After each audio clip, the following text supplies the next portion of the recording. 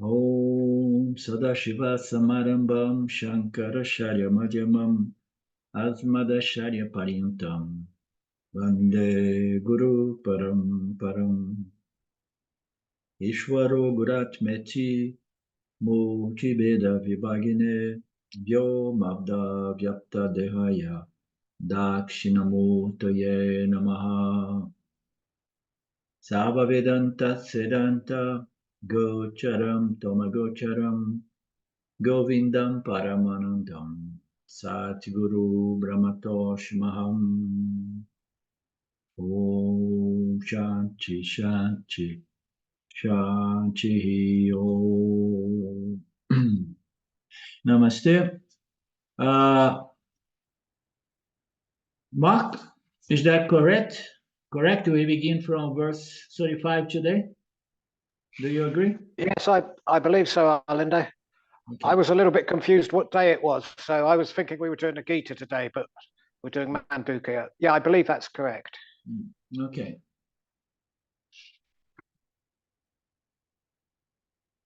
So we have been looking into the teachings around the mind and the world appearing simultaneously, depending upon one another, and all of that we see in Turiya, which is the only independent principle. So if Turiya would depend on something, there would be no room for freedom, because freedom is not possible with dependence, right? So anything we depend upon somehow takes away our sense of freedom. And we want to have this sense of freedom, which is wonderful and very rare within the scope of human experience. And that is only possible to the degree that we tap into our superior nature, which is free. It's free from what? From dependence on other states. There are no conditions it depends upon. It's free from the world. It's free from knowledge. It's free from ignorance. And Turiya is not pure knowledge. Sattva Guna is pure knowledge. Ishvara is pure knowledge. Turiya is just beyond knowledge and ignorance. All pairs of dualities, they merge within Turiya due to the power of Maya. How the mind of the Yoni behaves is the question here.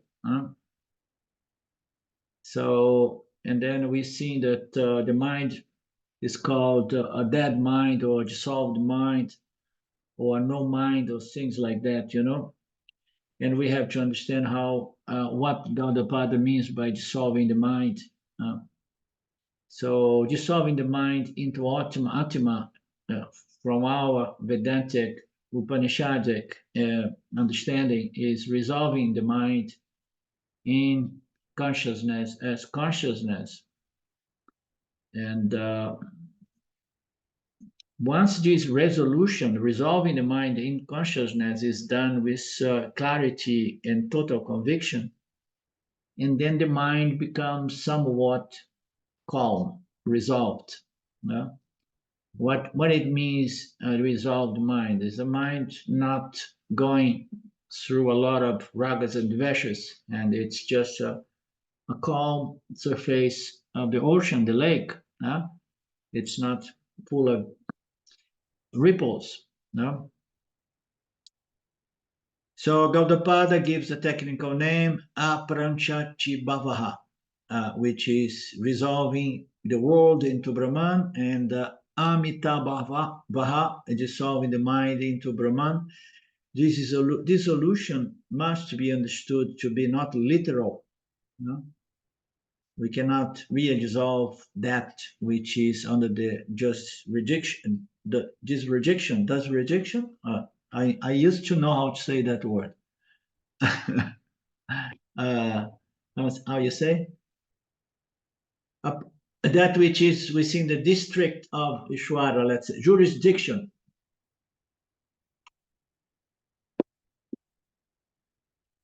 Okay.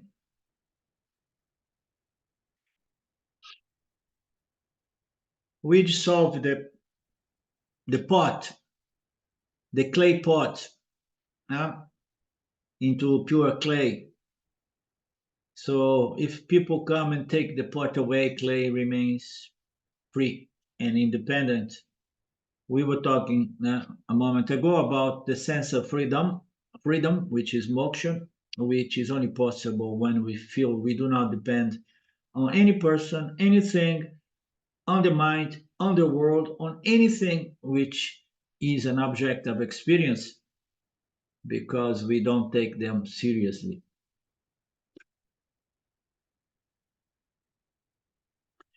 As we know, the mind can be literally dissolved in certain states. The mind can be literally dissolved in the sleep state, and this is very annoying. All this message. There's no way I can stop it right now. I had several other challenges before opening this class today. The last one was just the last one. Okay.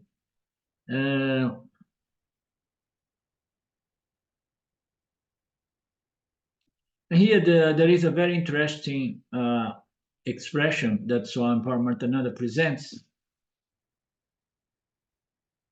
An enlightened mind is that which was dissolved the mind through wisdom. And then he said the mind can be physically dissolved in sleep, but the physical dissolution of the mind is temporary.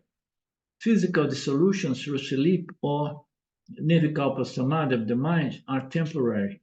No, it just called my attention that he called the mind, which is something extremely subtle. It's the subtle body. He called the physical dissolution of the subtle energy called the mind. So I don't know what to do of this physical dissolution. In my language, I would rather use literally. Just literal dissolution is not possible. But maybe there is something to this physical dissolution that's going to pop up soon as we carry on here. Any insights are welcome. So we want yana dissolution of the mind. That's the difference. For a wise person who has understood the mind as Brahman, as consciousness, his mindset is different. The condition of the Yani's mind is different. And he will explain it very nicely in the next verse. I told the person I'm doing my class from this time on, and people keep hammering me with message. Okay.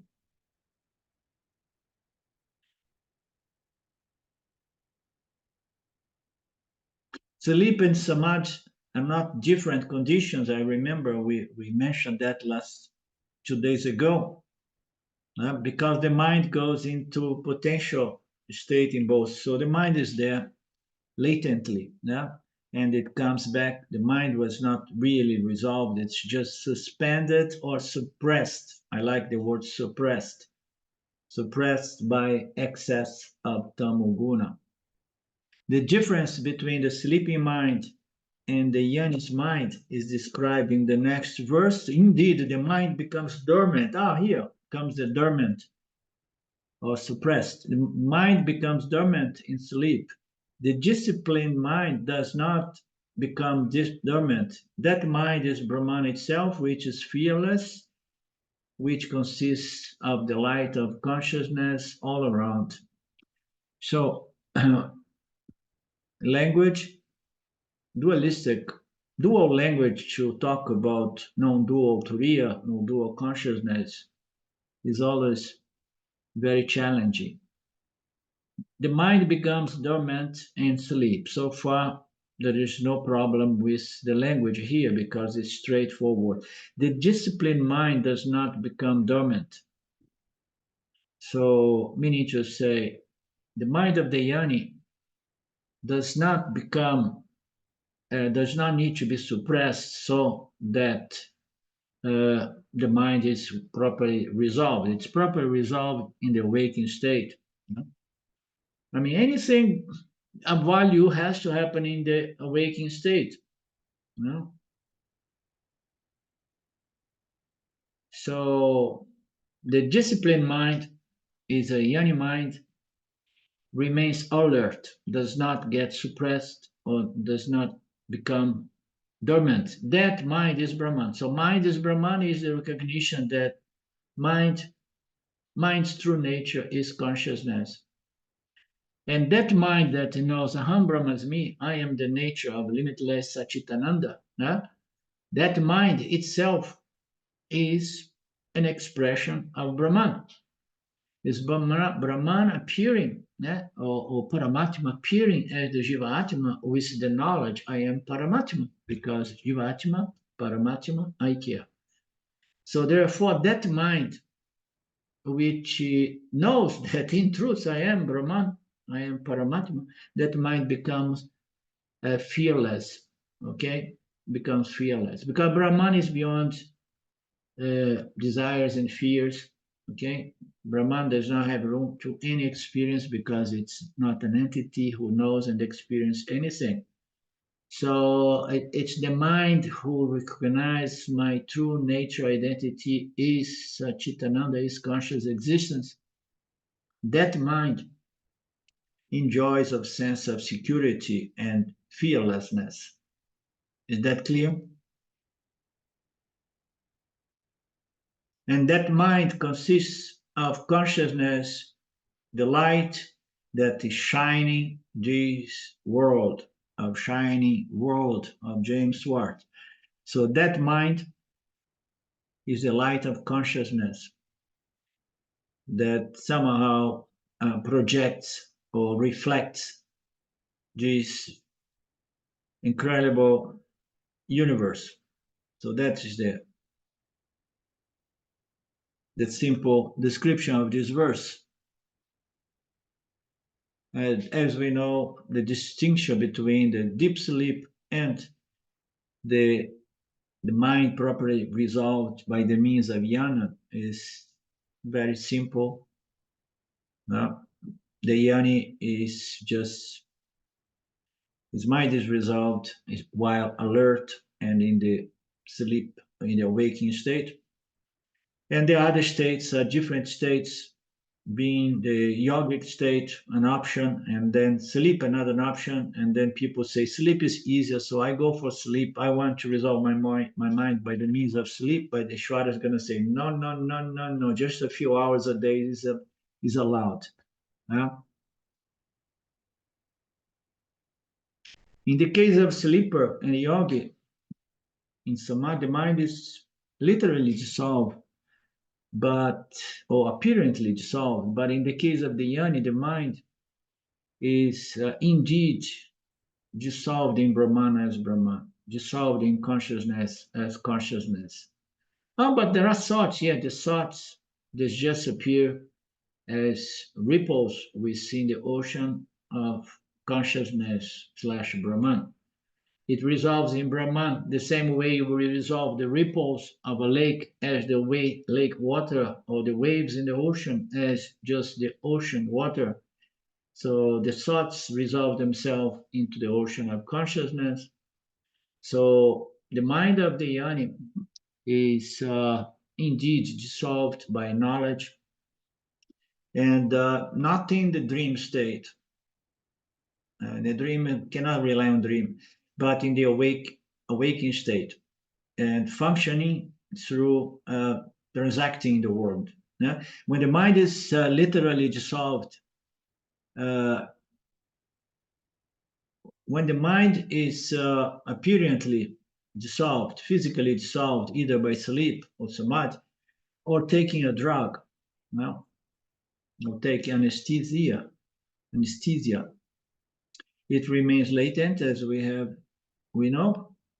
The problem never gets solved. The jnani never tries to physically, or as we understood, literally eliminate the thoughts yeah, but he wants to educate the mind and its thoughts to think, align with the teachings of Vedanta.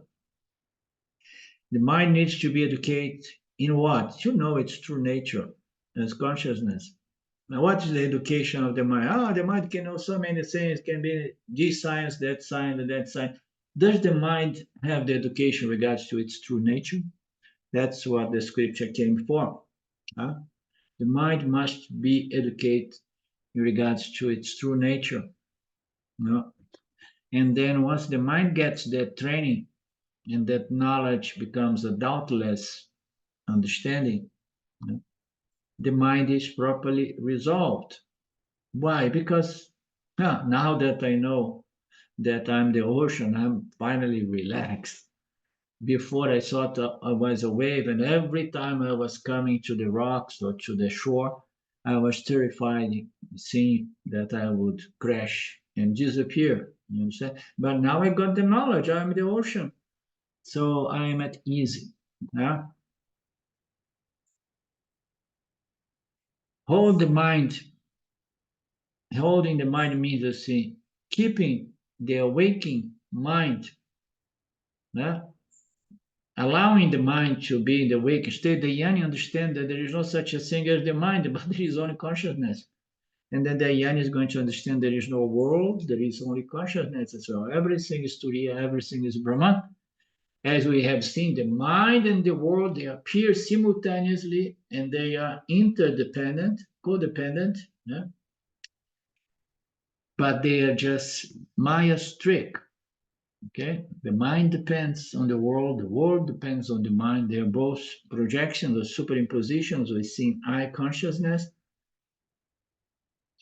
There is no such a thing as the mind, there is no such a thing as the world. The mind is experienced, but it does not have a sense of reality to itself. So many things we experience, but we know that they are there only for the sake of experience, but they are not real. No? The four lessons of Mandukya apply to the mind as well, meaning to say the mind has enjoys appearance, uh, remains available for experience and transaction in the world, but its origination or creation must be negated, and it must be negated with the understanding. The experience level must be accepted, and this phenomenon is due to cosmic ignorance referred to as Maya or Vidya. So those are the points that we never forget. If these 4 points are not understood, one will remain trying to adjust the mind and adjusting the world. And this is called samsara, which is an impossible mission that brings about much irritation and frustration and the sickness of samsara. The mind and the world appears within me. I am free from them.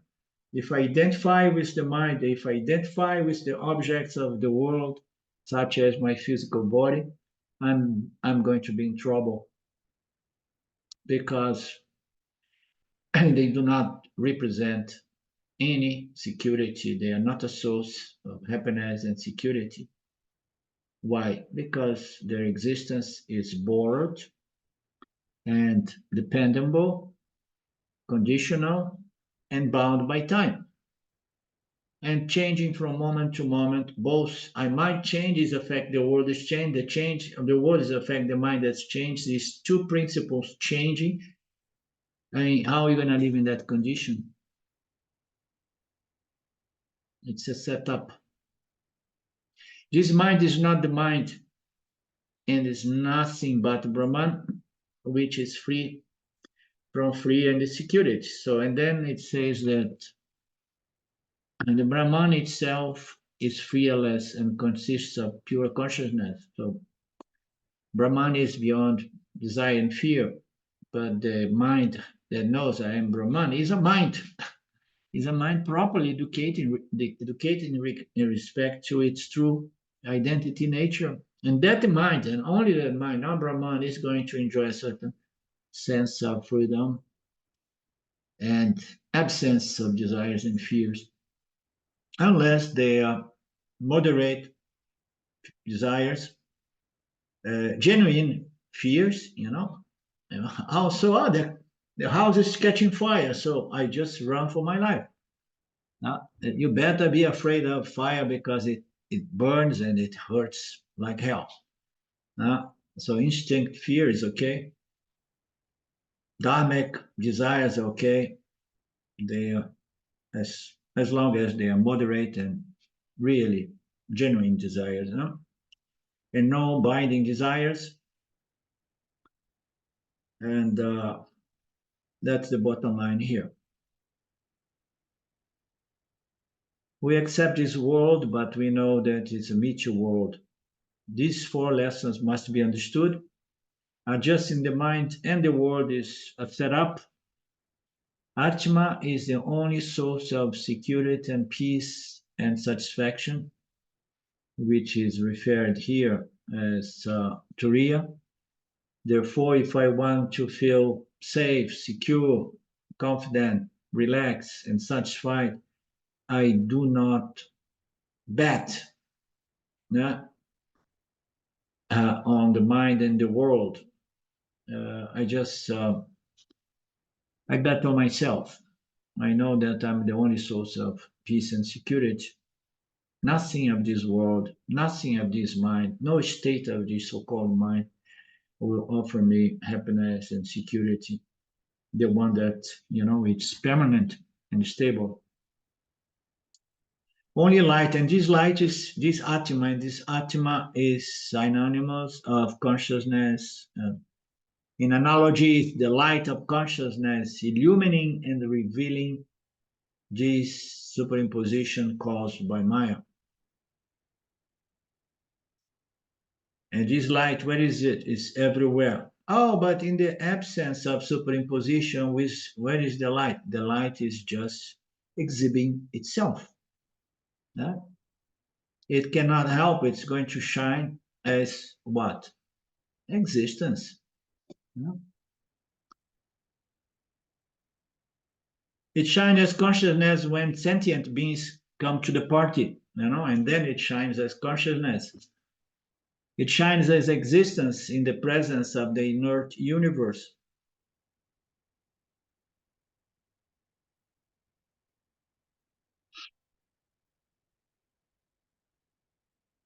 Verse 36, it is unborn, dreamless, sleepless, nameless, formless. It's ever effulgent. Awareness is all. There is no ceremonial rituals at all with regard to this Atma. So how are you going to do rituals or pujas in regards to Riya? It has no attributes. There is no concept in regards to this. There's no form, no characteristic. We have some features, but those features of consciousness do not allow us, does not allow any hooks so that we can hold on to that. It has no name, no form, no attribute, nothing. Everything that has characteristics, qualities, and attributes is anathema. Atma is that attributeless principle in which namarupas with attributes are superimposed or projected. So how are we going to talk about that? We only talk about things with attributes, qualities, properties, and then we try to understand the properties of all objects in the subtle and in the esoteric and the physical material universe. But if you present something that there is nothing, no quality or property or attribute, there's not even utility. It's the most useless thing. one could say. Because there is no utility, there is nothing. Huh? Yet is the only source of peace and security for the Jivatma, whose nature is the Atma. So the Jivatma, appearing as the Anatma, needs this knowledge so that it can finally enjoy its true nature and relax in peace. It's unborn, we know, it is dreamless, sleepless, and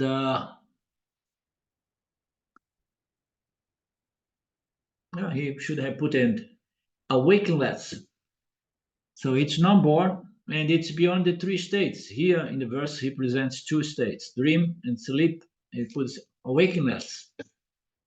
Awakenless, we could say.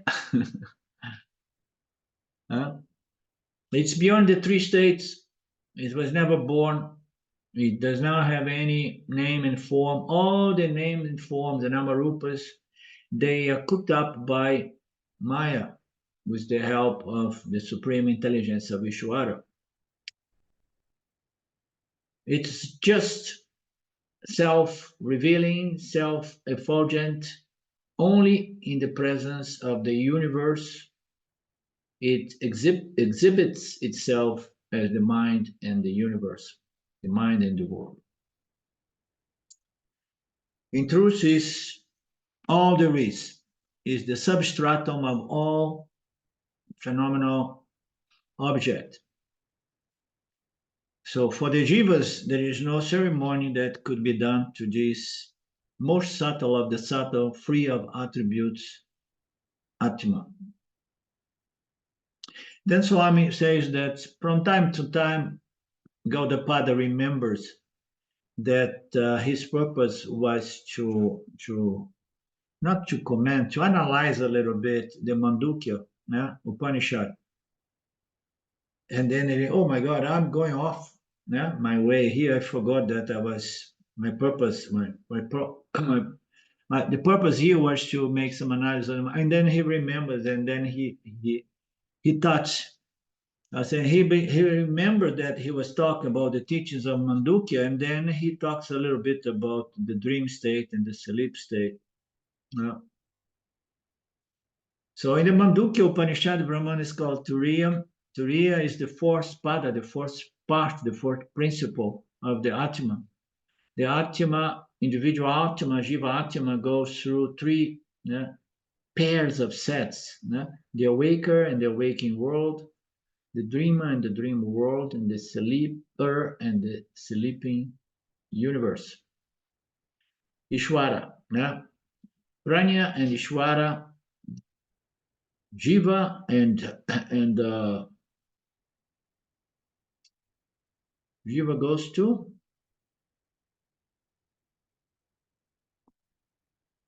Tajaza and Hiranyagarbha, Jiva and Virat. I was trying to remember Virat. So we have all these three states. Swami Ji, he suggests that from time to time our great Gaudapada reconnects to Mandukya Upanishad. In the seventh mantra of the Upanishad is present the nature of Turiya, which is the most beautiful and profound verse, which presents some hints, such as formulas, self-effulgent, and so on.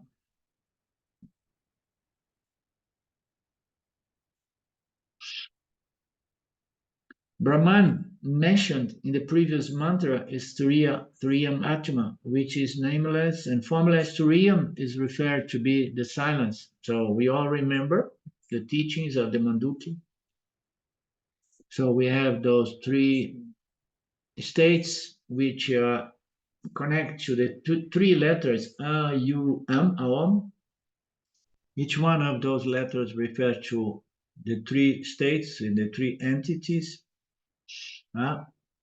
and in the three universe, and there is a fourth aspect, which is the substratum of the three pairs, yeah, which is Turiya, which is Brahman, which is consciousness. Turiya is referred by silence because and then the meditation will suggest, give it a moment and you're going to experience the silence that succeeds the three letters. Silence, silence. Silence is a reference to the substratum of the three letters, and it's very beautifully explained in the Mandukya by Gaudapada, or no, by that part was more the explanations of. I'm very tired. My mind is a little slow and tired today. The Shankaracharya, no? Very beautiful teaching. So this Turiya and silence is referred to the silence, self-revealing, self-evident, and it appears in the form of aham, I, the self, I, myself. This I, myself, enjoys a certain existence that does not require any proof or validation because it's self-evident. Everybody says, I, myself. There is a self within every sentient human being. I, myself.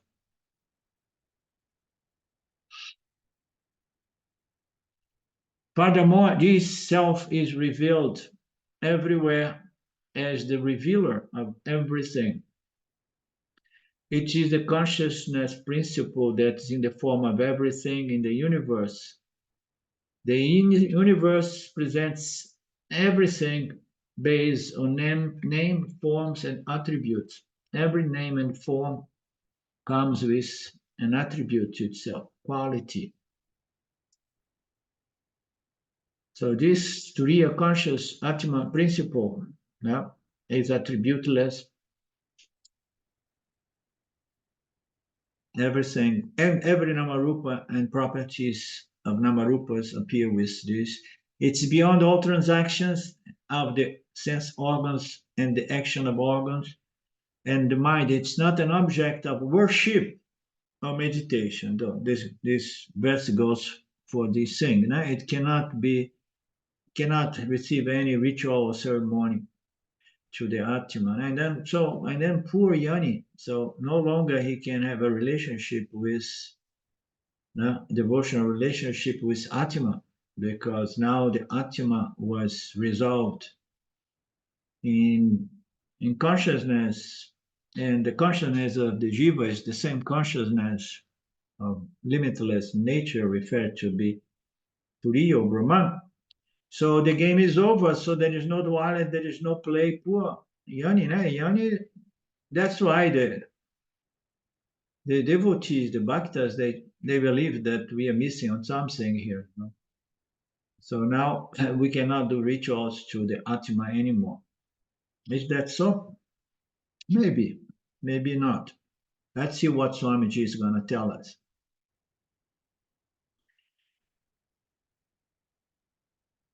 The very attempt at proving that I indicates that I exist. I'm going to prove the existence of consciousness. So if I'm trying to prove the existence of consciousness, it means that consciousness that tries to prove its own existence, it is just weird. Huh? Everything, anything that is self-revealing and self-obvious and evident does not need proofs or evidence. It is the consciousness principle that's in the form of everything in the universe, beyond the transactions and everything, and beyond worship. It's not an object of puja, rituals, worship, and meditation. Inviting the Lord for puja, the real Lord, the big boss, inviting Brahman for puja is very, very insulting to Brahman. Brahman gets really uptight about that. So you cannot do that. It's not ethical to invite Brahman for puja. So you can invite Ishvara and all its representatives. Invite Brahman is limiting Brahman. Shankaracharya described how to worship Brahman, which is the real boss, the real Lord. This puja involves acknowledging that every act of your puja is not applicable to that which the real boss. And then if you cannot do your pujas to the real boss, you accept what? So the inferior boss. You just say, so Lord, I'm sorry. Don't feel offended. I'm offering my ritual. It's an old vasana. I can't get rid of this puja vasana. So don't feel offended. So I'm going to use one of your representatives. But you know that all of that goes to you. But, you know, I'm not going to bring you into display because display belongs to duality. And you are beyond the duality. Doing this puja means acknowledging that every act of my puja here is not applicable to Brahman. No? This is the puja that is done by a yani. He does the puja knowing that this puja is only for a representative of Brahman. This puja was of great help because it is prescribed for mental preparation, purification, refinement.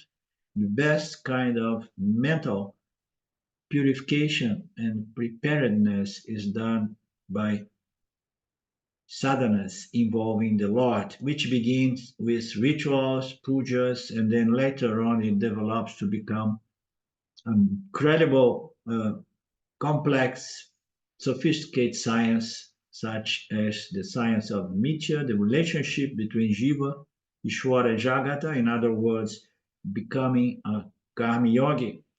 Now, I'm going to see the Lord as the full manifestation of the universe in the three realms, causal, subtle, and physical. Therefore, I offer all my thoughts, actions, and attitudes to the Lord. In the process, I keep educating my mind and my body-mind complex to live in harmony with this apparent Lord or inferior Lord, because as a karma yogi, I am going to get, how you say, it said here, mental preparation is going to be accelerated as a karma yogi, much more than by doing rituals and pujas. Because now I have made Ishvara the entire Dharma field, my field of interaction.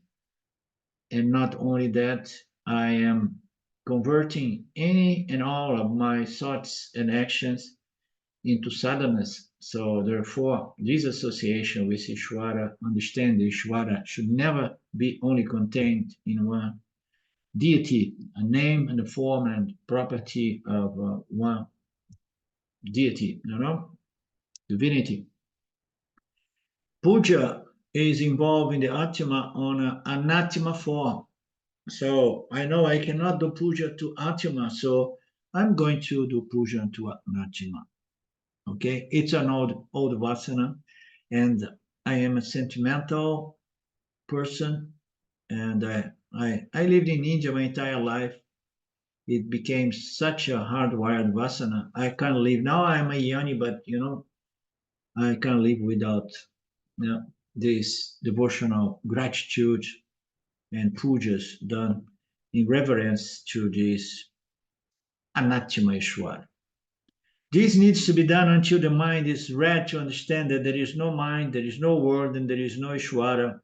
There is only the Atma. But the thing is that for most yanis, I don't know, but for most people in the Vedic culture, involved with the Vedic culture, these pujas, they remain even after self-knowledge is hard and fast and clear. You understand? We have seen so many small videos of Swami Dayananda in his old age doing pujas, even in the last few moments before he left the body. So it's just a vasana.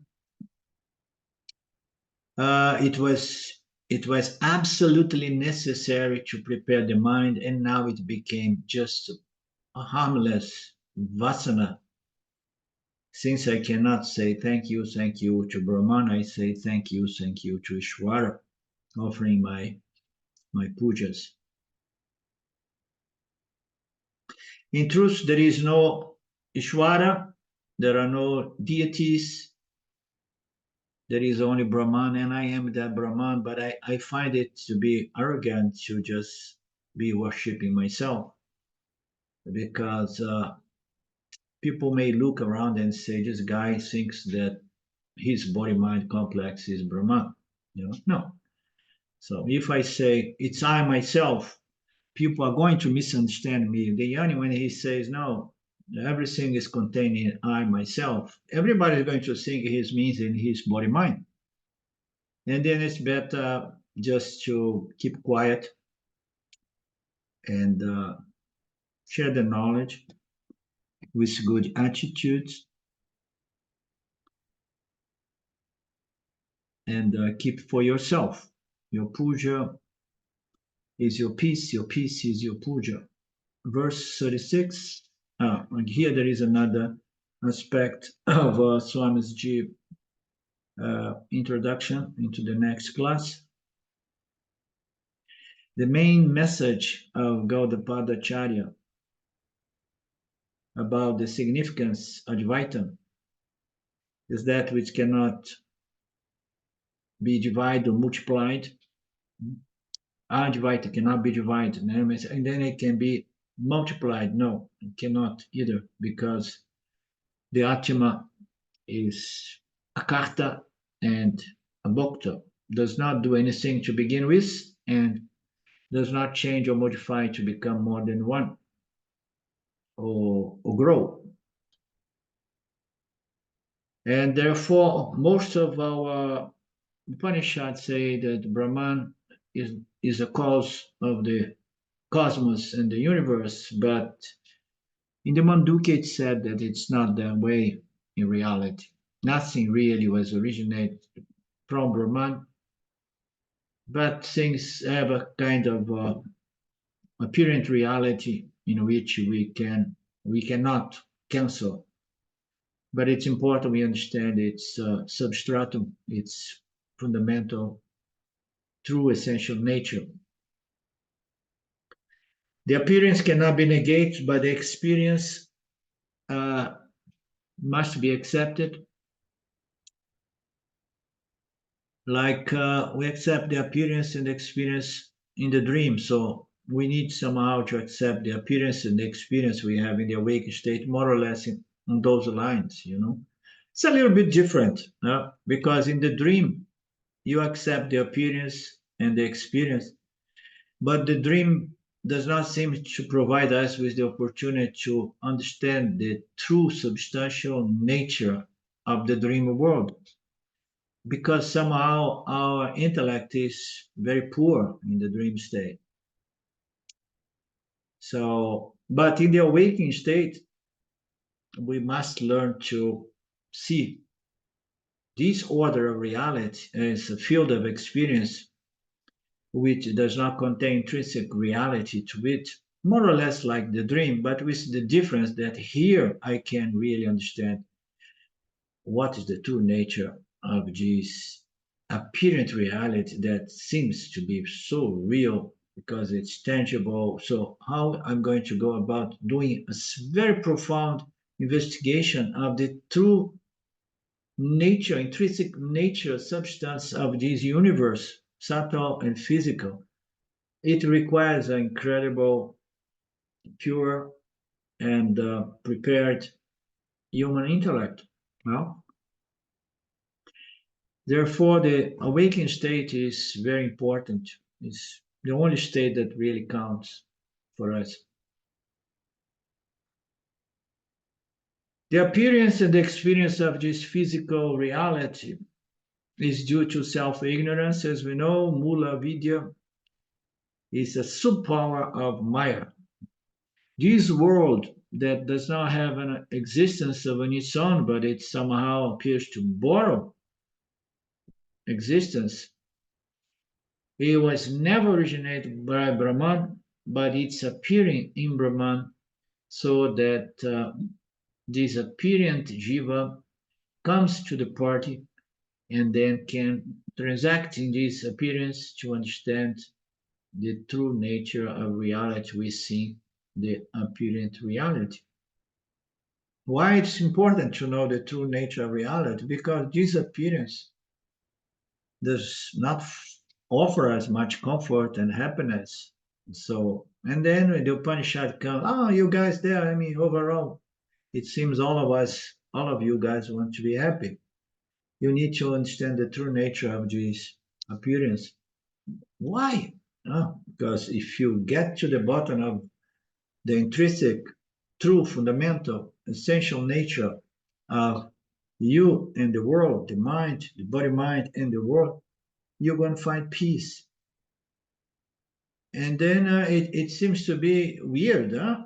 If I find my true nature, I'm going to finally find happiness and peace. No? How are you going to sell that? I mean, Philip, you're a good businessman. How you can sell that to the world?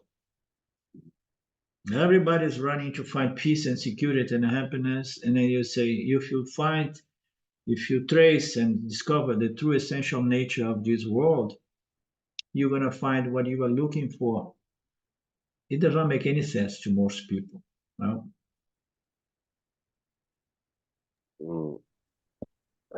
I can hear in English, but my speak it's not so good. I can speak in Portuguese. So. Please say something in Portuguese. I'm sorry. When I mentioned you, I remember the limitation of the language. Say in Portuguese, and then I translate. Eu vejo isso aqui como que eu estou vivendo, da gente buscar algo que eu estou vivendo atualmente de um conflito, né? Porque o conhecimento vedantino, ele justamente diz que esses objetos de segurança que a gente busca no mundo não têm valor, né? Não tem uma existência, né? Mas a nossa experiência prática, ela diz que tem a nossa experiência de vida, toda essa ignorância, elas Okay. Let me interrupt you because I want to have it very comprised. Okay. So I understood what's your point. So it seems that Vedanta may be pointing us into the right direction because you have been having success in the world, and the mind says no, to have possessions and to have success is the way to go and having security.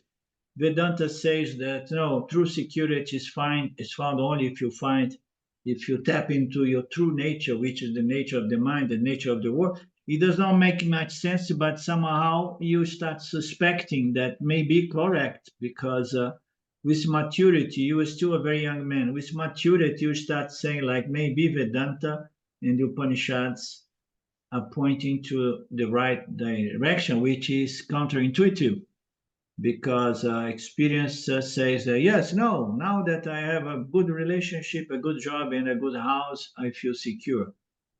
But then when we investigate it, examine it more closely, we see that no, anything that comes goes, and we're never going to, but it takes long, it takes maturity, a lot of experience to come to the understand that nothing really offers. On the surface, things seem to appear to be a source of security, a good job, a good relationship, a good bank account, and investments and properties.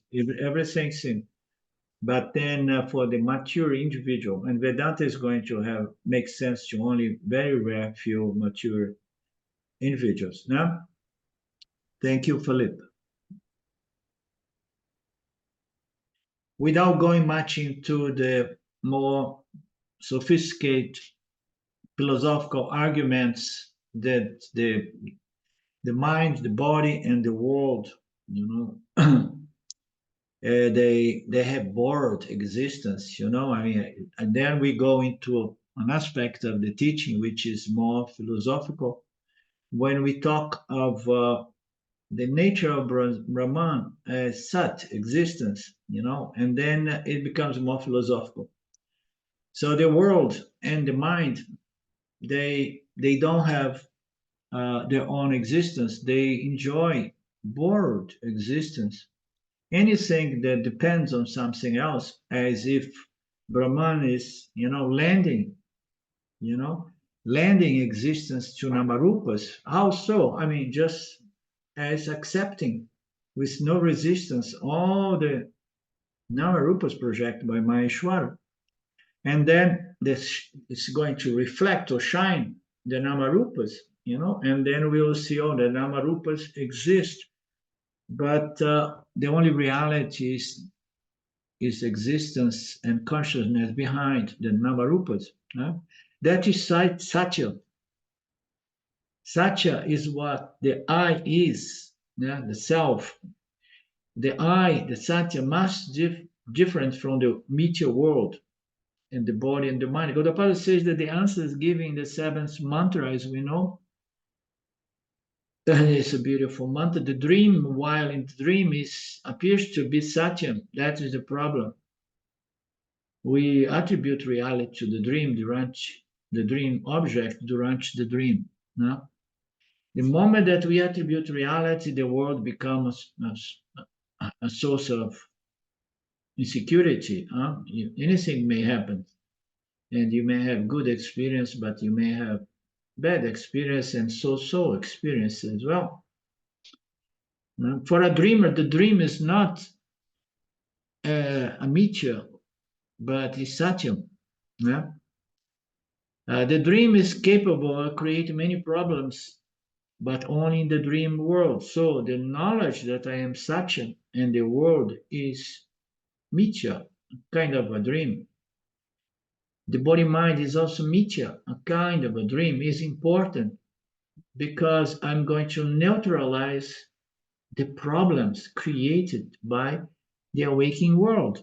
The awakening world is nothing but all the time try to resolve the problems as they appear, These and why problem? Because like James used to say, that everything is going south in Mithya, Because anything that appears goes through the process of of working for some time, gadgets and electronics and the machineries and the human body and the mind and everything, even the mountains, anything that creates begins aging and then begins creating problems. Not to say that the problem is only inherent in the fact that everything is time bound, but there is only another problem already intrinsically. In this is that everything is not only time bound, but everything has a nature which does not remain the same from one moment to another. It's all the time changing. Oh no, I don't see any problem. I'm young. For me, I'm immortal. I never contemplate I myself and a concept that I'm gonna die one day until I was 15 or 18, maybe. I used to, see that as something far away, not part of my reality. But it's easy to say that with that age, that I don't have much control on the things around me here, and this world is giving me some trouble because my girlfriend left me, and I thought that was a source of security. My best friend behaved very badly now. We are no longer in good terms. So as a kid, you say, oh my God, look at these people are bullying me, So we can see from the early age that you cannot trust the things around you. It's a source of problems.